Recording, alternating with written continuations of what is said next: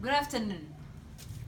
My name is Gizel, and I'm a young entrepreneur.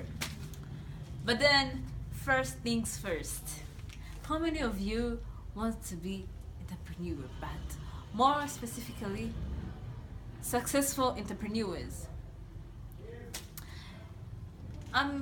Today I'm going to, but before that, there's some people, they they face this challenging of thinking that being a successful entrepreneur is, is all about that idea, that business idea, the education you have, um, or even the capital. But then, okay, that might be the supporting facts, but then that cannot be, that cannot really help you to be successful.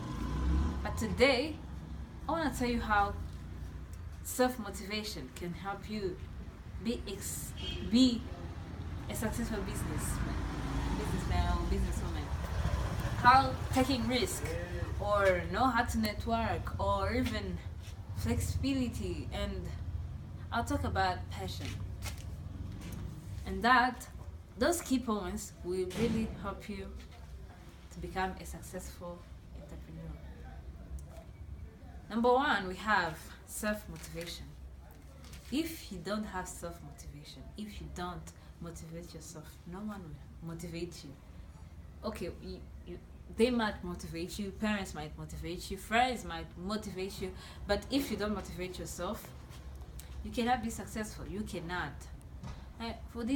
For example, everybody knows Sinajihad in Rwanda. That entrepreneur, he's a successful entrepreneur, as we all know.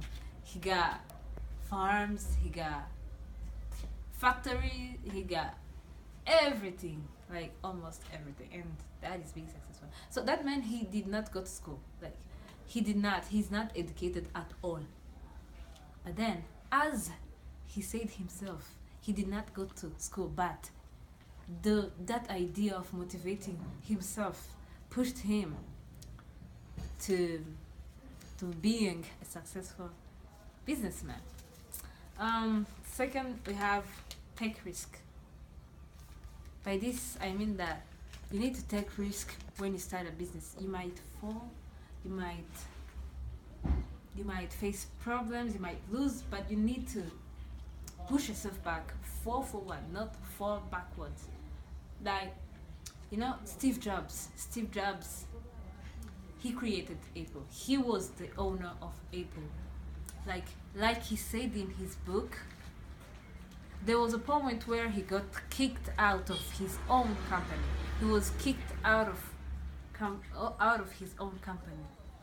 But then, because he did not fall backwards, he fell forward. He picked himself up, and he got back in. He got his company back. Number three, we have know how to network. Like, meet people. They say make lemonades out of lemons, which means, like, when you meet people, when you